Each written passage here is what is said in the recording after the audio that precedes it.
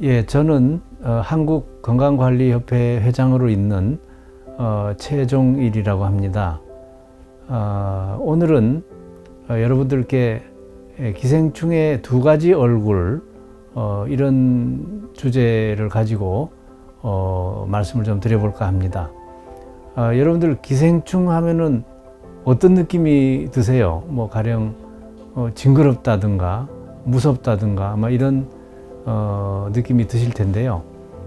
그런데 의외로 기생충에는 굉장히 다양한 종류가 있어서 어떤 종류는 사람의 병을 일으키고 또 동물이나 식물에도 이제 병을 일으키거나 또 심지어는 그 소나무 같은 데는 잘 아시다시피 그 제선충이라는 기생충이 소나무를 말라 죽게 만들어서 우리 환경도 훼손하고 또 경제도 굉장히 나쁘게 만드는 등 여러 가지 그 나쁜 영향을 주게 되죠. 그래서 기생충은 우선적으로는 사람의 질병을 일으키고 또 경제를 나쁘게 하고 이러기 때문에 퇴치해야 될 그런 그 나쁜 하나의 예를 가지고 있는 겁니다.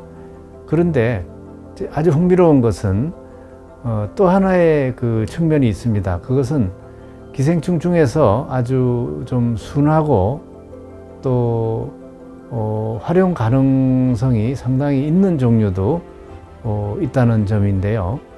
예를 들어서 요즘 알레르기 질환 병 치료에 기생충을 이용하는 이런 추세가 시작이 되고 있습니다. 어떻게 보면 좀 새로운 추세이기도 한데요. 기생충을 나쁜 것으로만 봤던 그런 시절에서부터 이제부터는 기생충의 일부는 여러 가지 목적으로 우리 인류의 건강과 또 발전에 도움이 되도록 할 수 있는 이러한 측면도 있다는 그런 말씀을 오늘 조금 드리고자 합니다. 예, 그래서 먼저 기생충이 인체에 이렇게 해로운 경우를 가지고 조금 설명을 드리겠습니다. 현재 우리나라에서 여러 가지 기생충이 아직도 문제가 되고 있습니다. 물론 1960년대나 1970년대에 비하면 비교할 수 없을 만큼 대단히 감소했죠. 그래서 최근에는 기생충이 뭐 전혀 문제가 안 된다고 할 정도로 많이 줄어들었습니다.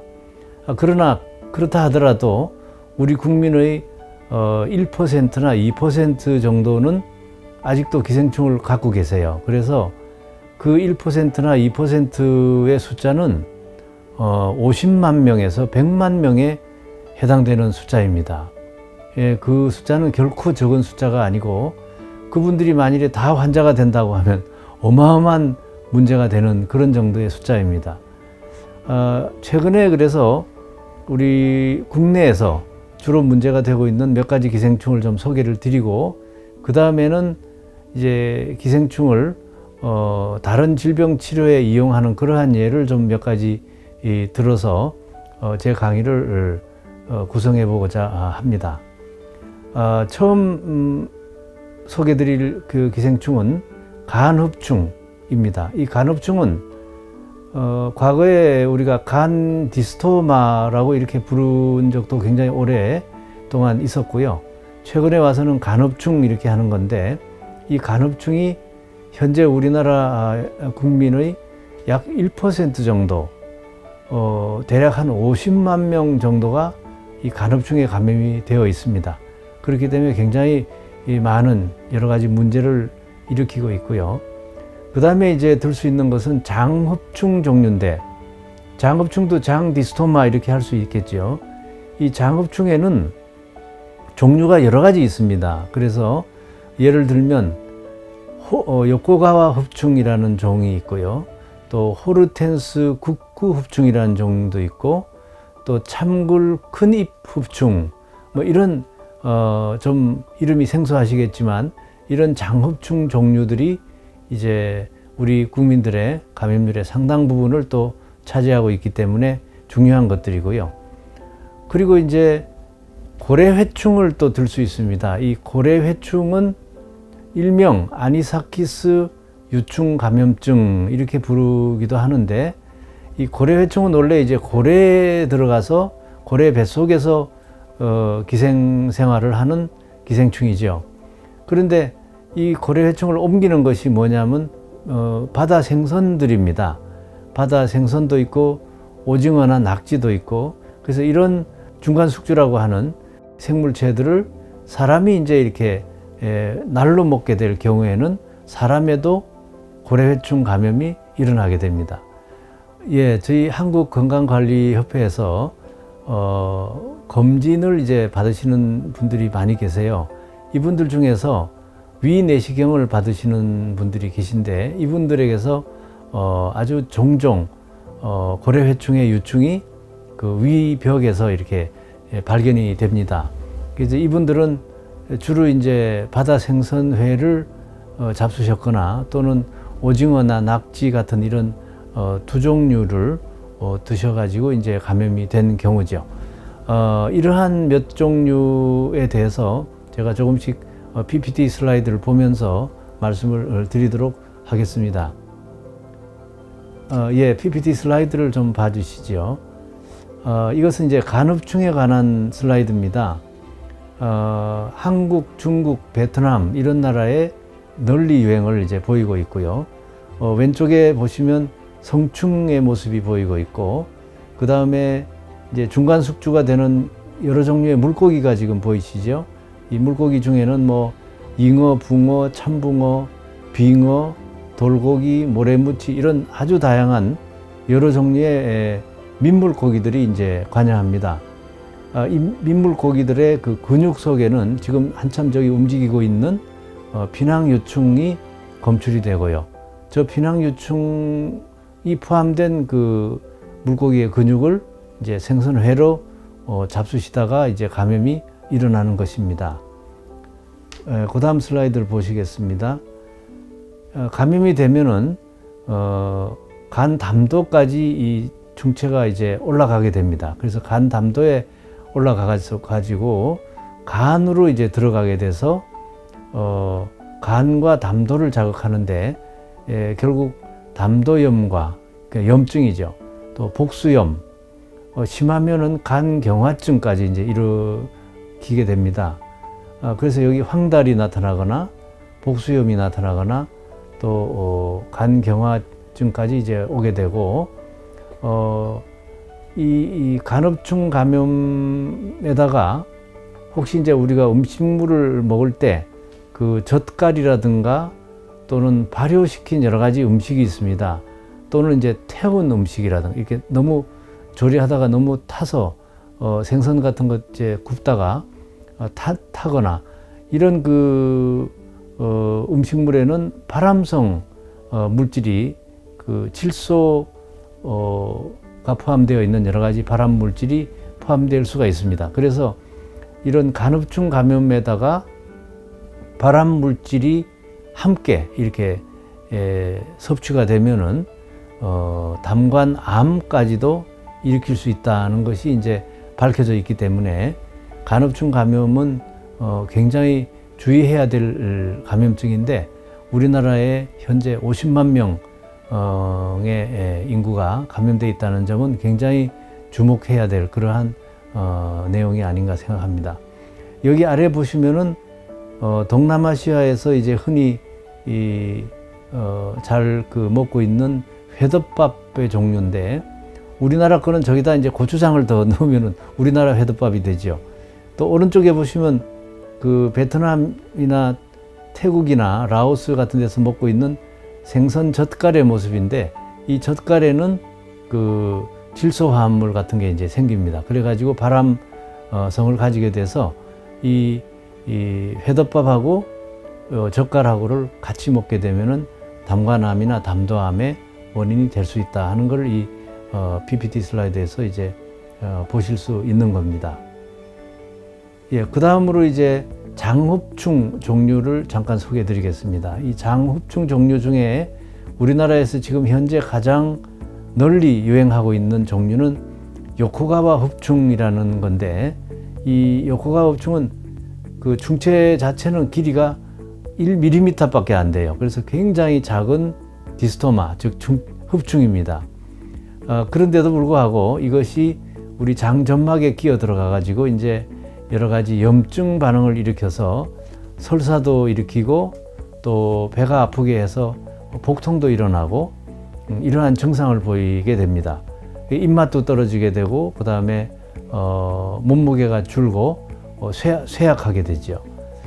이 요코가와흡충은 이제 다슬기라는 그 우렁이 종류 여기서 이제 유충기를 지나 가지고 그 다음에 주로 여러 물고기가 있습니다만 그 중에 가장 중요한 것은 은어라는 특수한 물고기입니다.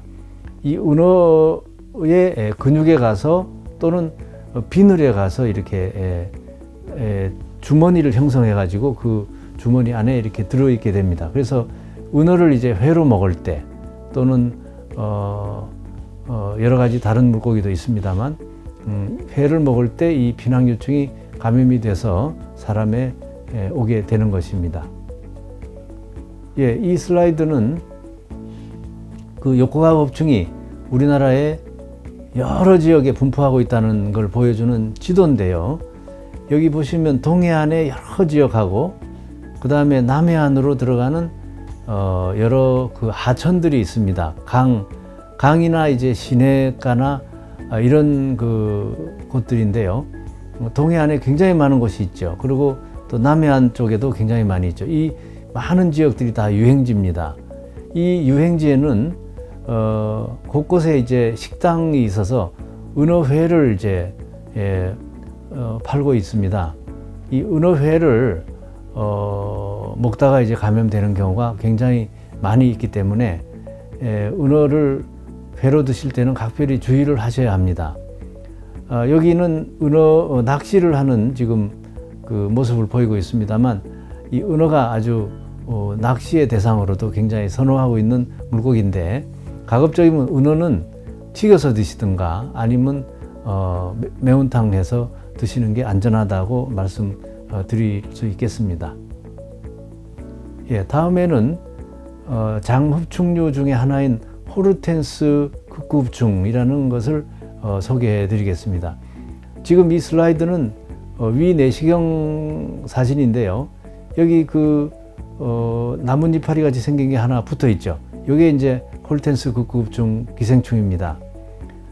위 내시경을 봤더니 이런 중체가 이제 있어 가지고요. 이 환자분은 복통이 오래 계속돼 가지고 너무 배가 아파서 내가 아무래도 뭔 큰 병이 있나 보다 해 가지고 이제 내시경을 하신 분인데 이 내시경에서 이런 중체가 발견된 것이죠.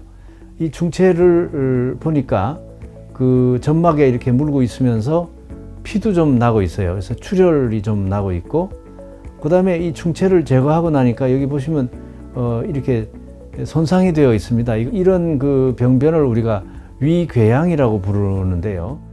예, 그래서 이 호르텐스 극구흡충에 감염되신 이제 환자분들은 위가 굉장히 따갑고요, 또 쓰리고 아프고 이런 증상이 이제 나타나게 됩니다. 이 아래에서는 그 물고기가 지금 보이고 있으시죠? 이 물고기는 얼룩동사리라고 부르는 민물 생선입니다. 민물고기인데 여기에 특히 이 호르텐스 극구흡충이 많아요. 그래서 이 물고기의 근육을 조금 따서 봤더니 오른쪽에 보이는 그 피낭유충을 지금 확인이 된 그러한 사진이 되겠습니다. 예, 다음 PPT는 굉장히 놀라셨죠? 이 환자 한 명에서 나온 호르텐스 극구흡충이 649마리입니다. 이게 보세요. 굉장히 많지 않습니까? 이렇게 많은 호르텐스 극구흡충에 감염되어 있는 분들은 이 위나 장에 궤양이 많이 생겨가지고 늘 배가 쓰리고 아픈 그런 증상을 보이게 됩니다. 그래서 서둘러서 구충을 해주시는 게 안전할 것 같습니다. 예, 다음 슬라이드는 참굴크닙 흡충에 관한 내용입니다.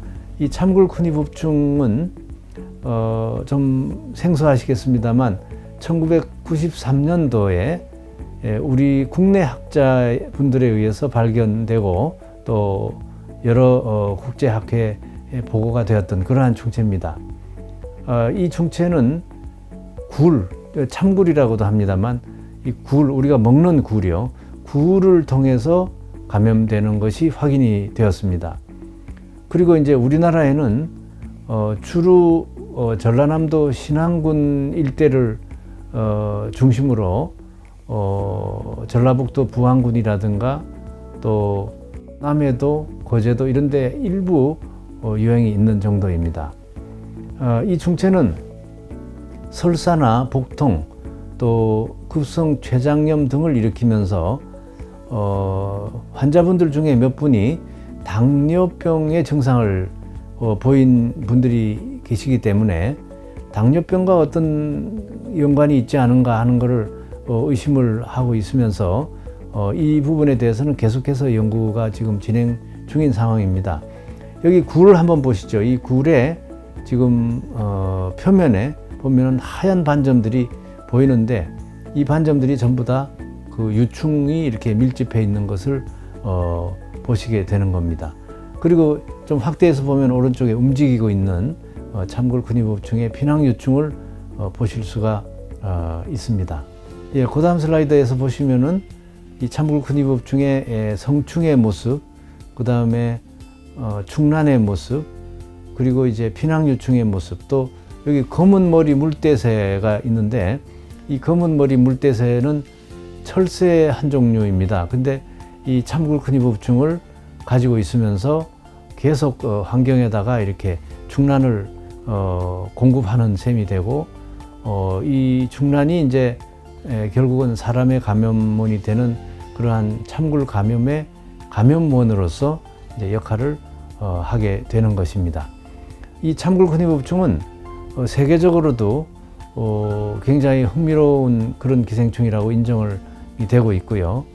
아마도 저희가 생각할 때는 우리나라뿐 아니라 중국이라든가 또 러시아의 동부 지역 이런 곳에도 유행이 있을 걸로 지금 짐작이 됩니다만 아직까지는 우리나라에서만 발견된 그러한 우리나라 고유의 기생충의 하나가 되겠습니다. 여기 하나 참 흥미로운 사진 하나를 보여드리겠습니다만 하동에서 발견된 400년 전의 미이라예요. 이 미이라는 사람이 이제 사망하고 난 다음에 보존을 이제 아주 잘된 그런 경우에 미이라라고 부르잖아요. 이 미이라가 하동에서 발견이 됐는데 이 미이라의 장을 이렇게 보시는 대로 이제 그 장에 구멍을 내 가지고 그 대변을 갖다가 채취를 합니다. 그래 가지고 이제 대변을 특수 처리를 해 가지고 녹여 가지고 그래서 그 대변 속에 들어있는 여러 가지 이제 물질에 대해서 현미경으로 검사를 하는데 하다 보니까 무수히 많은 참굴 근위부충의 충란이 검출이 된 거죠. 그래서 이 미이라가 400년 전 미이라인데 이 미이라의 장에 이렇게 많은 참굴 근위부충이 나온 걸 봐서 아마 이 미이라는 조선시대 미이라로 생각이 됩니다만 이 조선시대에는 이렇게 하동 지역에까지도 유행이 이렇게 퍼져 있었다 하는 것을 암시하고 있는 그러한 아주 흥미로운 그러한 결과를 이제 보게 되었습니다. 예, 다음은 이제 아니사키스증, 고래회충증이라고도 부르는 아니사키스증 또는 아니사키스 유충 감염증 이렇게 부를 수 있는 것입니다. 이것은 생선회를 섭취한 다음에 한 5-6시간 그 정도 지난 다음에 갑자기 배가 아주 뒤틀리듯이 아프면서 대굴대굴 굴르기도 하고 그럽니다. 그런 환자분들이 가끔 저희 한국건강관리협회에도 찾아오시고 또 일반 종합병원이나 대학병원이나 여러 병원에 방문해서 이거를 호소하시는 분들이 요즘도 이제 계십니다. 위를 침범한 경우도 많고요. 작은 창자, 소장에 침범한 아니사키스도 흔히 검출이 되고 있습니다. 여기는 이제 주요 감염원으로서 여러 가지 물고기가 관여합니다만 특히 몇 가지가 이제 중요하게 되어 있는데 그 중에 하나가 붕장어입니다. 이 붕장어는 바다 생선의 하나죠. 바다 생선인데 일명 아나고라고도 우리가 부릅니다. 아나고. 이 아나고 생선회는 조금 주의를 요합니다. 왜냐하면 이 아니사키스증에 우리나라 환자들에 대한 주요 감염문으로 이제 인정되고 있고요. 여기 이제 그 아니사키스 중체가 막 움직이고 있는 걸 지금 보실 수가 있는데 이런 중체가 우리 배 속에 들어가서 위벽을 뚫고 이제 다닌다고 생각해 보세요. 얼마나 끔찍한 일인가요? 대개 이제 어떻게 하냐면 이렇게 집게 같이 생긴 걸로 내시경을 하면서 이렇게 찝어서 이렇게 살살살 꺼내면요. 이게 잘 빠지기만 하면 치료도 되는 셈이 됩니다. 그러나 이제 만일에 위벽으로 이렇게 깊숙이 들어간 다음에는 좀 빼기가 힘들기 때문에 그런 경우에는 수술까지 해야 되는 경우도 있기 때문에 각별한 주의가 이제 필요합니다. 여기 오른쪽 그림에서 보시면은 생선 중에 이제 간이나 내장 여러 조직에서 이런 아니사키스 중체가 발견이 되고 여기 동그랗게 말려 있는 이런 물체들이 다 아니사키스 유충이 되겠습니다. 즉 고래회충의 유충입니다. 자, 이제 지금까지는 제가 이렇게 퇴치해야 될, 박멸해야 될 그러한 기생충의 예를 우리나라에 특히 문제가 되고 있는 몇 종류를 예를 들어서 설명을 드렸습니다. 지금부터 이제 기생충을 인체에 이롭게 이용하려는 시도가 나타나 있는 부분에 대해서 조금 설명을 드리겠습니다. 기생충을 이제 인체에 이롭게 이용하는 이런 문제라는 건 상당히 좀 의외이시고 굉장히 좀 놀라운 그런 부분이라고 생각이 됩니다만 그 시초는 사실 굉장히 오래됐습니다. 뇌매독이라는 병이 있었는데요. 지금은 이제 항생제가 워낙 발달했기 때문에 뇌매독을 치료하는 게 그렇게 어렵지는 않습니다. 현재는. 그런데 1980년대 후반서부터 1950년대 초반까지 항생제가 이게 나오기 전입니다. 이때는 뇌매독이 걸리면은 이제 성병의 하나인데 거의 다 사망에까지 이르게 되고 불치의 병으로 지금 암처럼 불치의 병으로 이렇게 알고 있던 시절이었어요. 그때 스위스의 그 율리우스 와그너 야우레그라는 박사님이 계셨는데 이 박사님이 뇌매독을 치료하는데 말라리아 원충을 좀 이렇게 이용할 수 없겠느냐 이런 착안을 하신 거예요.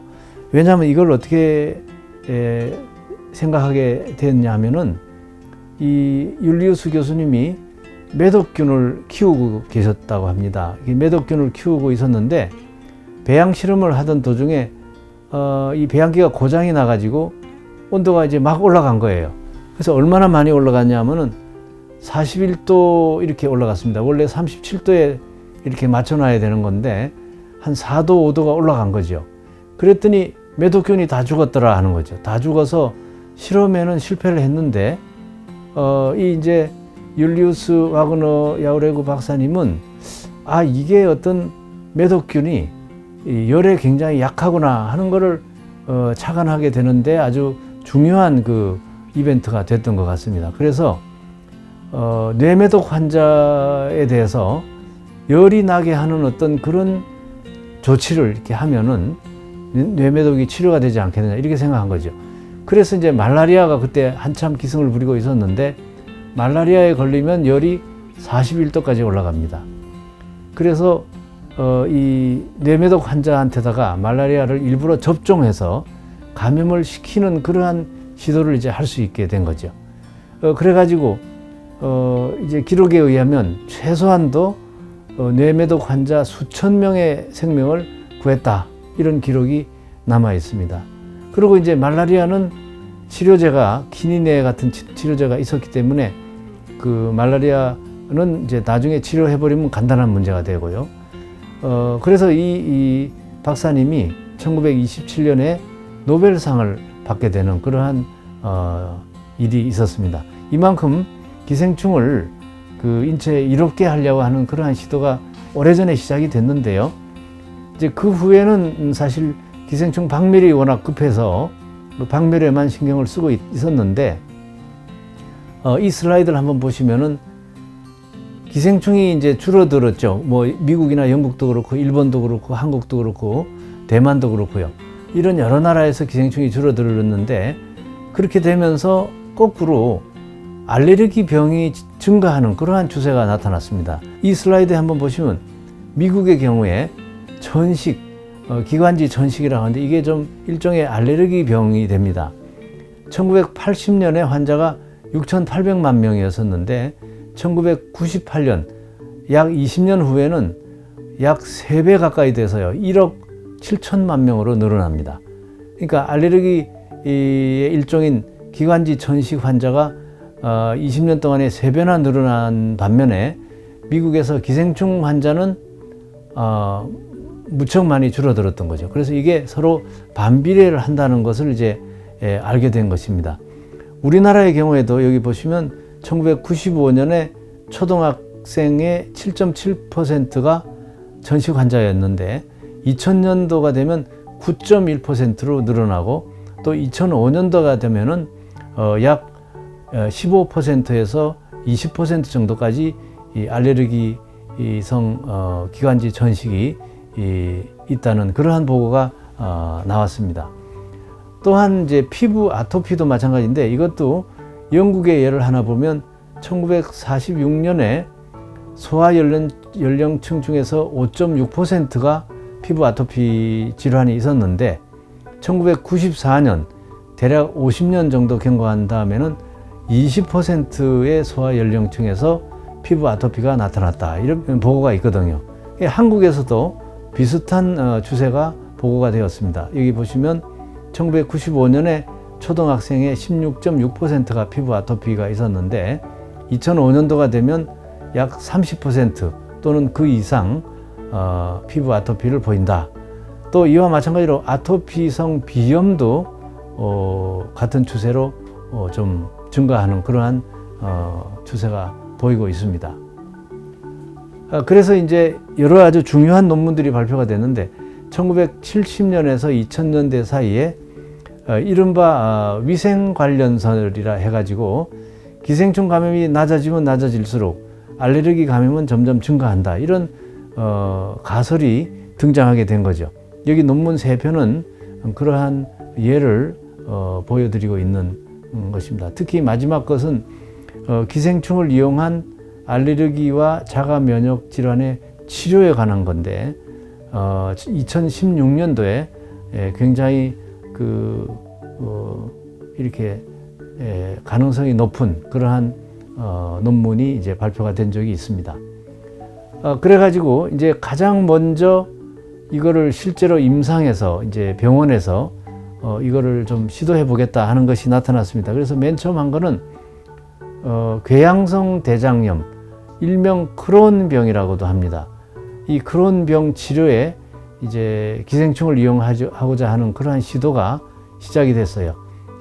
처음 시작한 곳은 미국의 아이오와 대학 병원, 그 다음에 영국의 노팅엄 시립병원, 이런 병원에서 2002년도에서 2004년 사이에 시도가 시작이 됐고요. 현재는 이제 태국의 여러 병원이나 이런 곳에도 이제 시도를 하고 있는 이런 것인데요. 소위 이제 난치성인 궤양성 대장염, 일명 크론병입니다. 이 궤양성 대장염 치료에 돼지 편충, 사람 편충하고 아주 비슷한데 돼지에 있는 편충입니다. 이거를 인공 감염을 시키면 궤양성 대장염이 굉장히 완화된다 이런 것이 이제 보고가 됐던 것입니다. 우리나라의 예를 하나 보면 국내 궤양성 대장염이 2013년도에 16,318명이었던 것이 2017년도에는 22,231명으로 늘고 또 2020년 현재는 훨씬 더 많은 수로 급격히 증가하는 추세를 보이고 있습니다.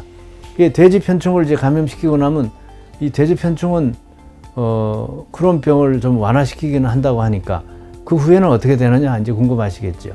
이 돼지 편충은 굉장히 흥미롭게도 사람에서는 아무런 치료를 안 해도 한 6주 정도 지나면 자연 치유가 일어납니다. 그래서 저절로 이렇게 쫓겨나가게 됩니다. 그러니까 굉장히 편리하죠.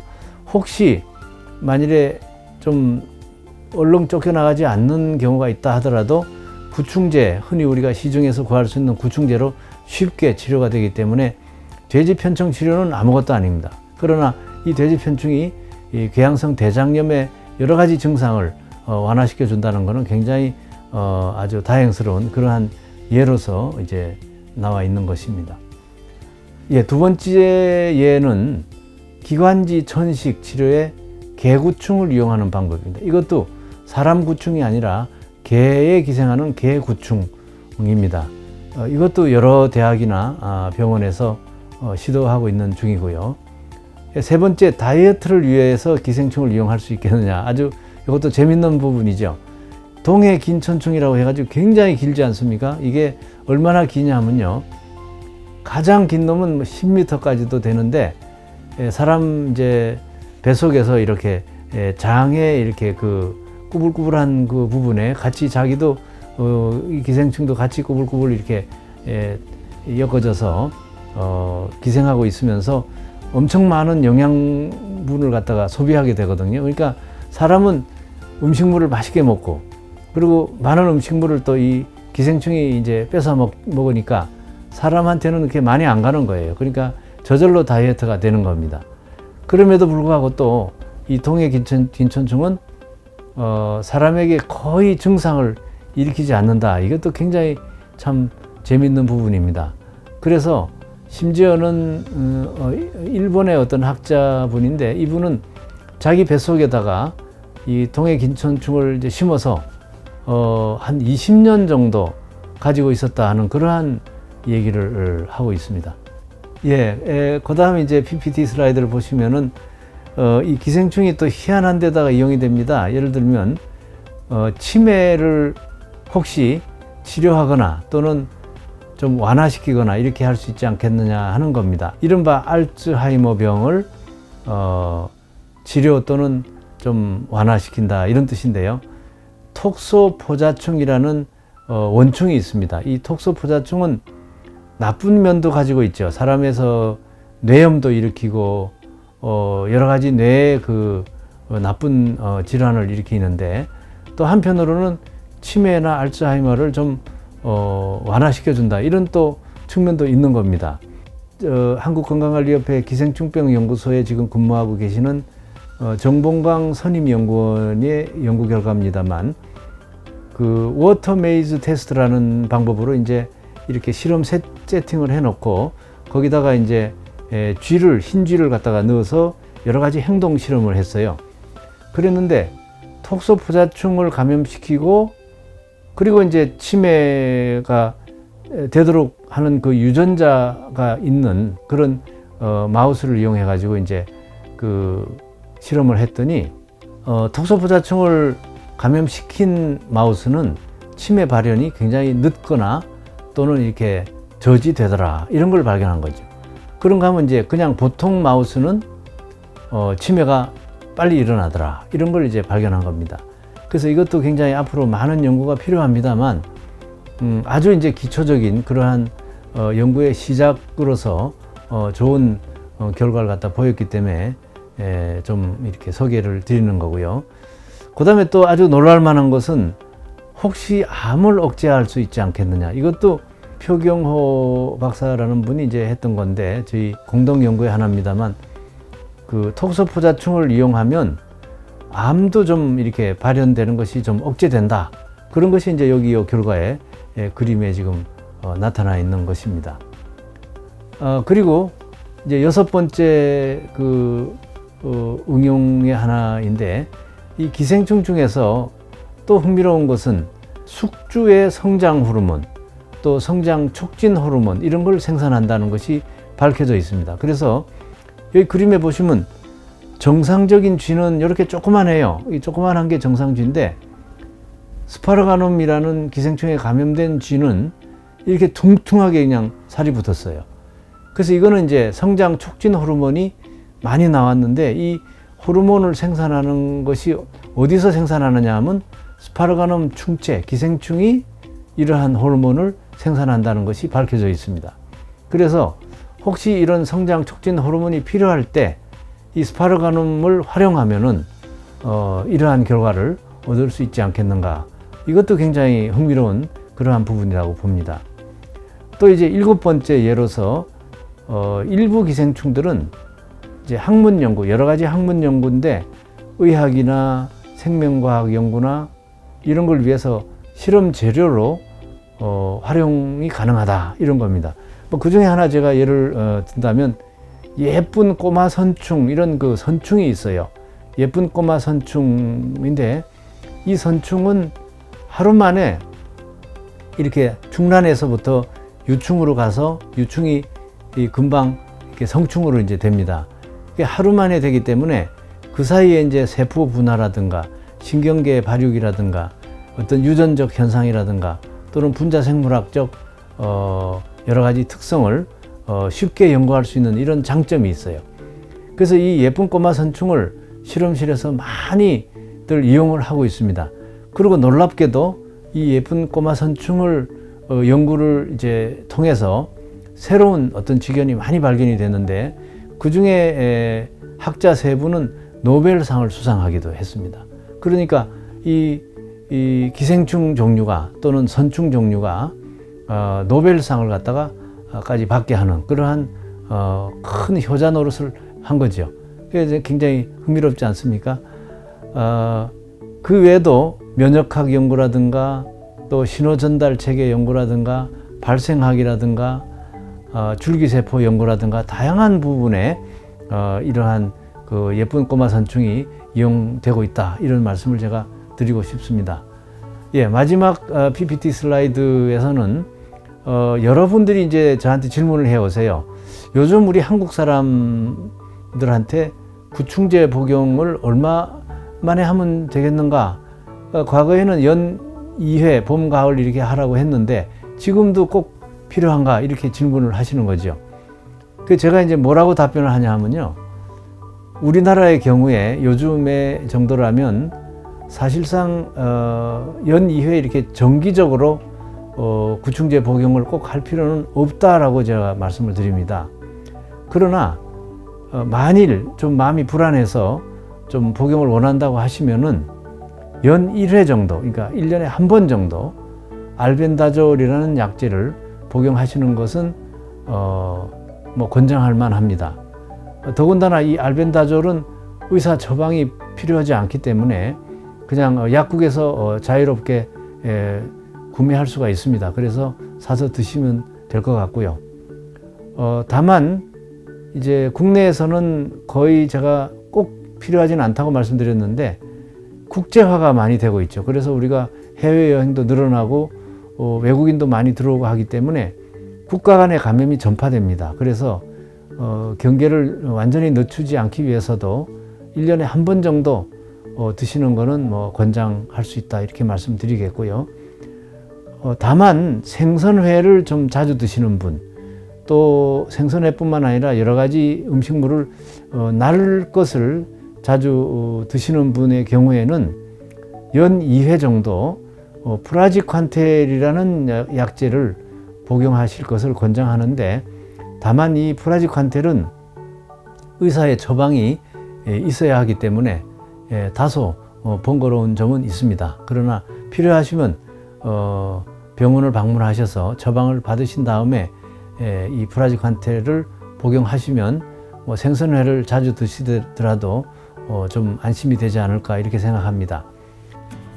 예, 이상과 같이 제가 기생충의 그 나쁜 점, 또 좋은 점, 그래서 기생충의 두 얼굴에 관해서 여러 가지 예를 들어서 설명을 드렸습니다. 다시 한번 강조해 드릴 부분은, 일단 기생충은 박멸하고 퇴치해야만 할 그런 대상이라는 건 분명합니다.